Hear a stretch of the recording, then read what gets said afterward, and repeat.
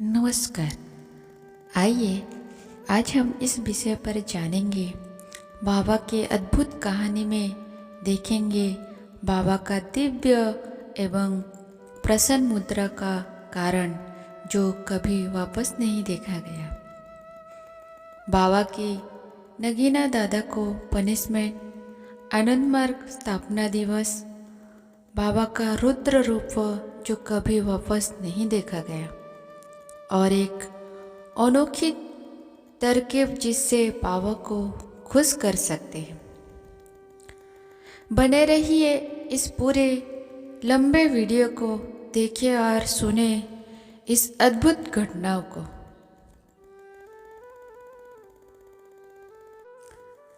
आनंद कथा आचार्य नगीना दादा द्वारा लिखित। विषय नमामि बाबा भीषणम भीषणनम। दिसंबर 1954 में परम पूज्य बाबा के कुछ शिष्य ने प्रचारक संघ बनाकर प्रचार की त्वरित करने का विचार किया और परम पूज्य बाबा से अनुमति की प्रार्थना की। पूज्य बाबा ने कुछ पूछताछ कर अनुमति देने की कृपा की। इसी प्रचारक संघ का संविधान तैयार करने के लिए कुछ शिष्य 25/12/1954 शनिवार को एकत्रित हुए थे। भाग्यवश मैं भी उस दिन जमालपुर गया था। पूर्वाह्न में ही पूज्य बाबा के दर्शनार्थ उनके वहाँ जा रहा था कि रास्ते में ही अंतर्यामी बाबा मिल गए। मैंने चरण स्पर्श प्रणाम किया।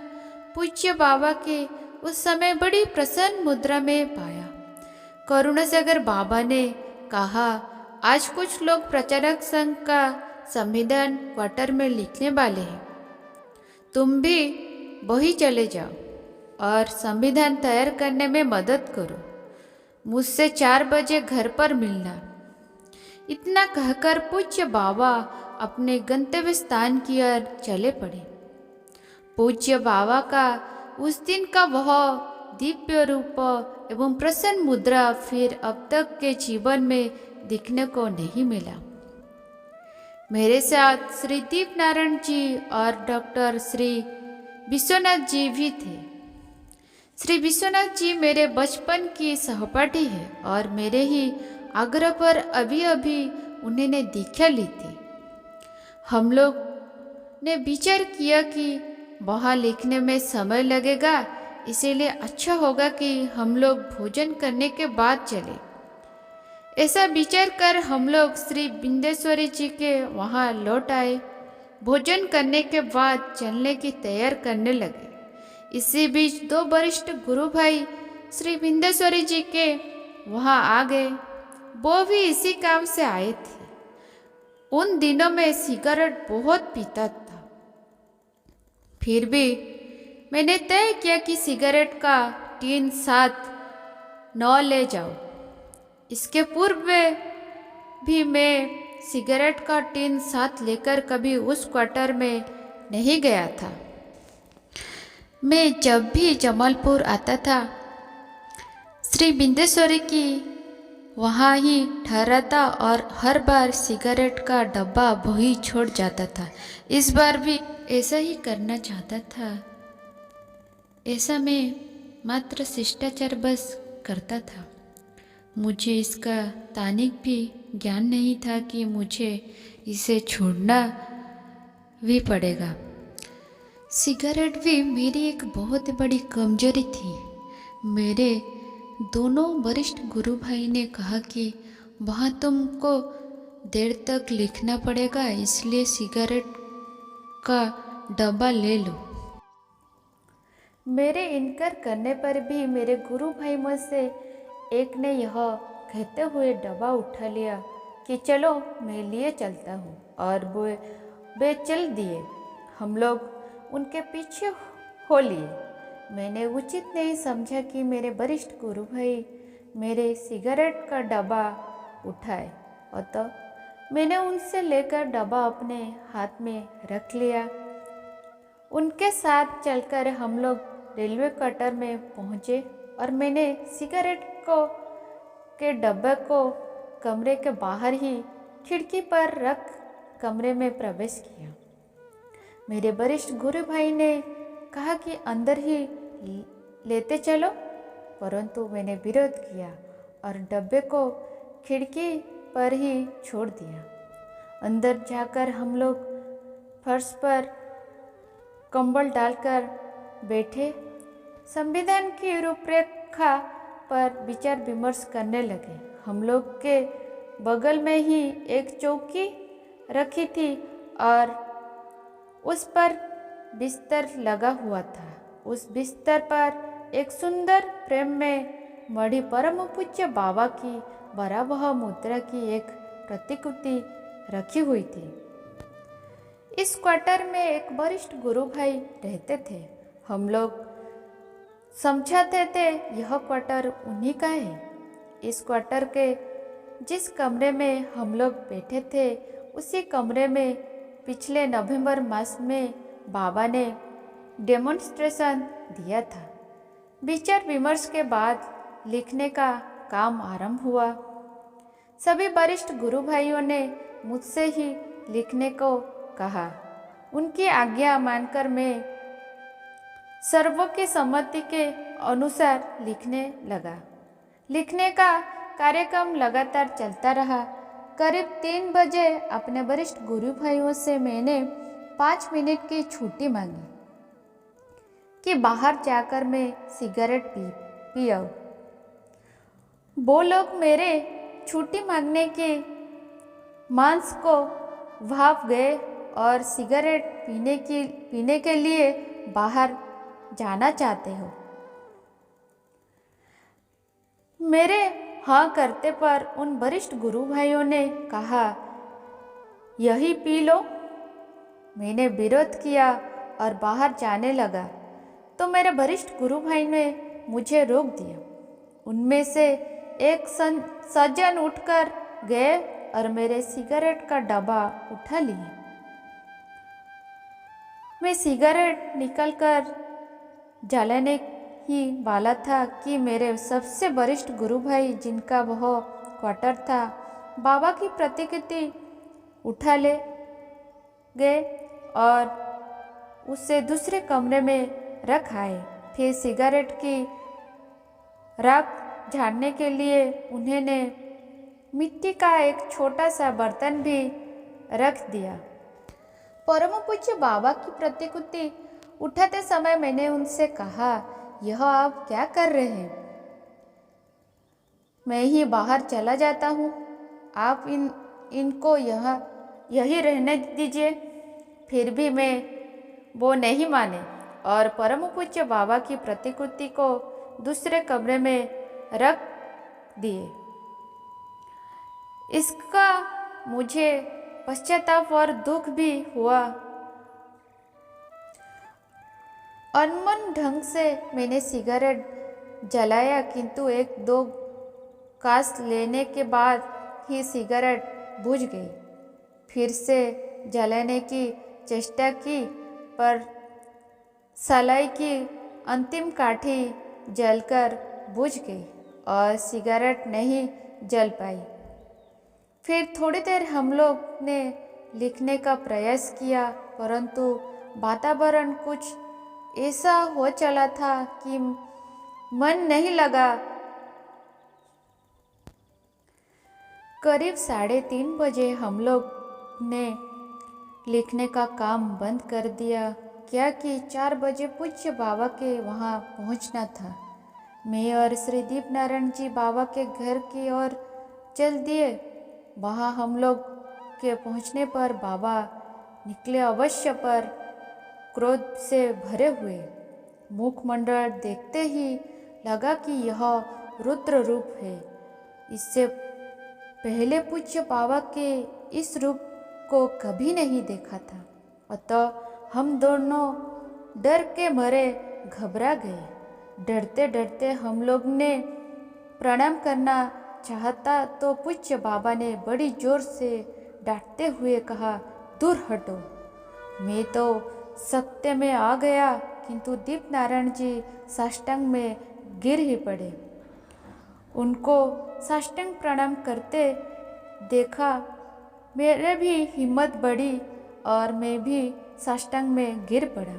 पूज्य बाबा ने उसी डांट के लहजे में कहा, अभी जाओ, यहाँ से शाम को वही क्वार्टर में मिलना।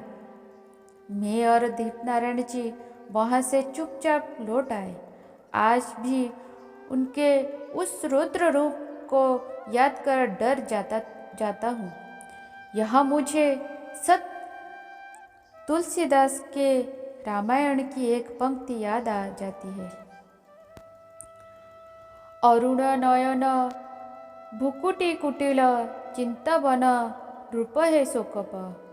यह नृप तो हम लोग के लिए लागू नहीं होगा क्या कि हम लोग अति साधारण व्यक्ति थे और हम लोग की हालत ऐसी थी जैसे जसु सहमेऊ कारी केहरी नादा। रास्ते भर मैंने रूप से चलता हुआ यही सोच रहा था कि क्यों बाबा क्रोधित हो गए। मैं सीधी श्री बिंदेश्वरी जी के घर चल गया और बाहर के छोटे कमरे में बैठकर सोचने लगा कि कौन सी ऐसी गलती हो गई जिसके लिए पूज्य बाबा इतना क्रोधित हो गए।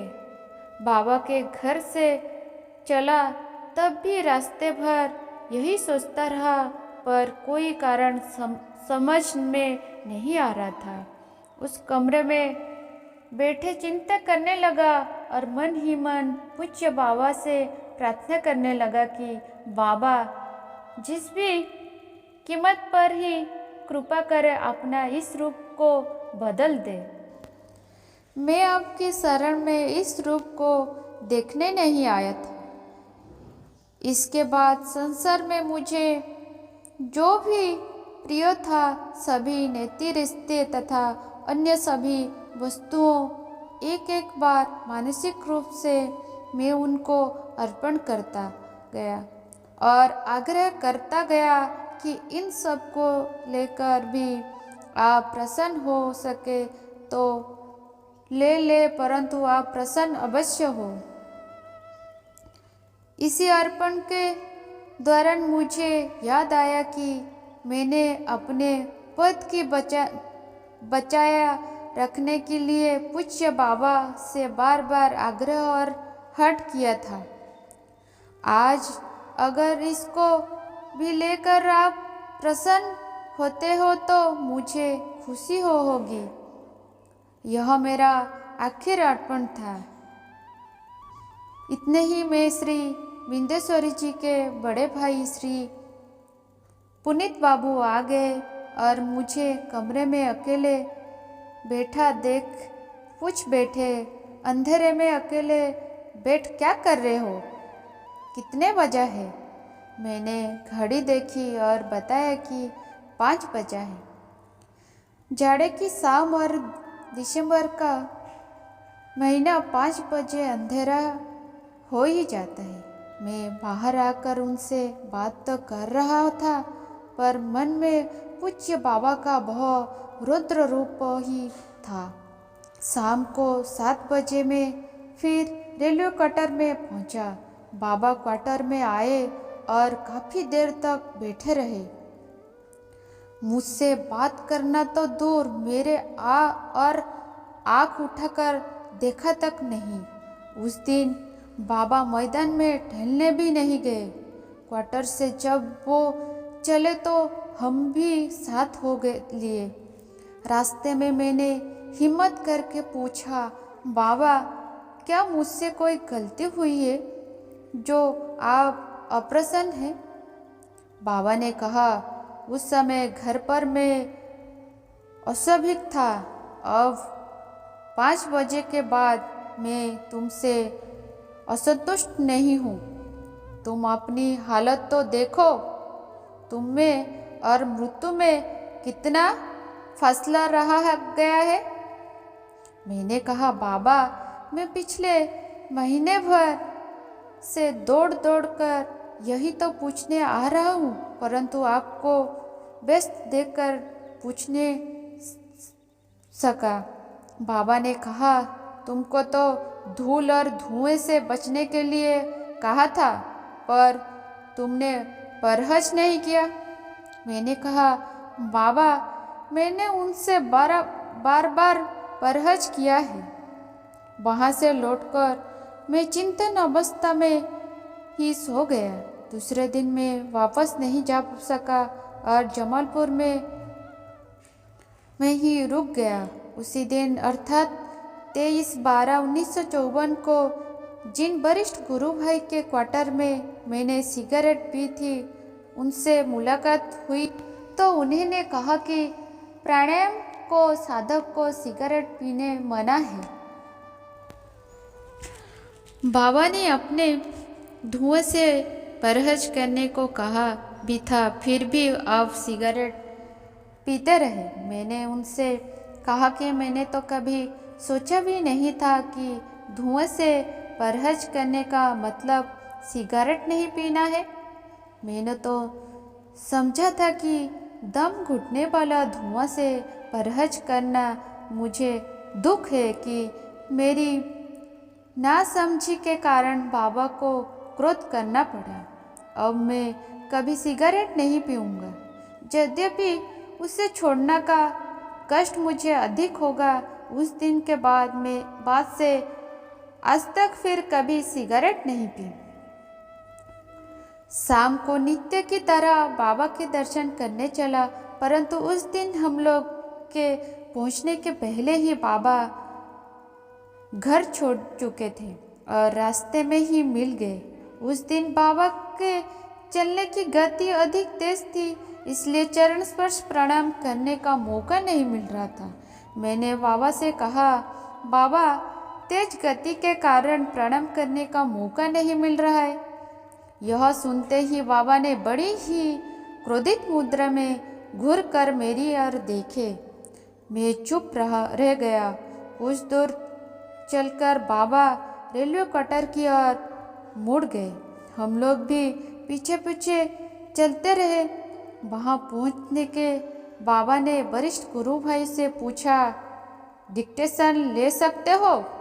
बाबा की आवाज़ से ही क्रोध का आवाज़ मिल रहा था, इसलिए वरिष्ठ गुरु भाई कोई उत्तर देने में हिचकिचाए। मैंने कहा, कागज कलम दिया जाए, मैं डिक्टेशन ले लेता हूँ। जब तक उन्होंने कागज कलम दिया, बाबा चौकी पर बैठ गए थे। हम नीचे फर्श पर बैठे डिक्टेशन लेने लगे। बाबा ने डिक्टेट कराया। Punishment notice number 1, Nagina will not touch me till further order. Now will he participate in Guru Puja. Notice में श्री दीप नारायण जी तथा कुछ और लोग को भी पनिशमेंट दिया गया था, जिनका उल्लेख करना बिना उन लोगों की अनुमति के मैं आवश्यक नहीं समझा। मैं अपने को बड़ा तेज लिखने वाला समझा था, पर उस दिन के बाद मेरे तेज लिखने का गति भी धीमी पड़ गई। बाबा वहाँ से टहलने के लिए चल दिए। हम लोग भी साथ हो लिए। मैदान में जाकर परम पूज्य बाबा कब्र पर बैठ गए। सब लोग पूज्य पद बाबा के समीप बैठ पर मैं कुछ दूर हटकर बैठ गया। थोड़ी देर बाद बाबा ने पूछा, नगीना, तुम इतनी दूर क्यों बैठे हो? फिर मैंने कुछ कहने से पहले खुद ही बोले, अच्छा, मुझे कुछ कहने की आवश्यकता ही नहीं पड़ी। 9:30 बजे के करीब जब बाबा उठने लगे तो सब ने साष्टांग प्रणाम किया। एक तरफ दूर खड़ा था। मैंने पूछा, बाबा, मैं प्रणाम कर सकता हूँ? बाबा ने कहा, हाँ, दूर से बिना स्पर्श किए प्रणाम कर सकते हो। मैंने दूर से प्रणाम किया और वापस लौट आया। मुझे सजा मिलने का दुख मेरे बाल सखा और सहपाठी श्री विश्वनाथ जी को बहुत था, क्या कि वो समझाते थे कि उनके साथ आने के कारण ही मुझे यह दंड मिला। मैंने उनको समझाया कि ऐसे सोचना मात्र अंधविश्वास ही नहीं, निराधार भी है। उनका यह भ्रम बहुत दिन बाद उनके मन से दूर हुआ। बेगूसराय आकर दूसरे दिन 27/12/54 को जब साधना करने बैठा तो समझ नहीं पाया कि ध्यान की स्थिति में इन्हें पूज्य बाबा को छू अथवा नहीं। गुरु पूजा करना मुझे सिखाया नहीं गया था, अतः इनका प्रश्न ही नहीं उठता था। इसलिए एक पत्र लिखकर जानकारी प्राप्त करना चाहा। उत्तर 5-6 दिन बाद मिला। तब तक मैंने ध्यान करना बंद कर दिया था। जहाँ तक याद है 29/12/54 को पूज्य बाबा का एक पत्र मिला कि किसी भी हालत में आश्रम की पवित्रता को नष्ट नहीं होने देंगे। अब मेरे समझ में आया कि उस क्वार्टर को आश्रम का रूप दिया हुआ था, जिसकी जानकारी मेरे वरिष्ठ गुरु भाइयों ने भी मुझे कभी नहीं दी थी। एक बात यह बता दूं कि इस पनिशमेंट के बाद मन बहुत ही भयभीत रहने लगा था। भयभीति तो पहले ही से ही था ही, अब और बढ़ गई। यह तक कि पूज्य बाबा से भी आध्यात्मिक भय मालूम पड़ने लगा। सपने भी बड़े डरावन आते थे। इसी बीच मेरे लड़की, जिससे बाबा ने मृत्यु से बचाया था, एक गाना गाने लगी थी, और जब मैं ऑफिस से लौटकर घर आता था तो वह उस गाने को गाती हुई द्वार पर मेरे इंतजार में खड़ी रहती थी। गाना था, कितना बदल गए इंसान। उसके मुंह से इस गाने को सुन मन और भयभीत हो उठता था। इसी भयभीत अवस्था में 1954 समाप्त हुआ और 1955 शुरू हुआ। परमपिता बाबा की जय।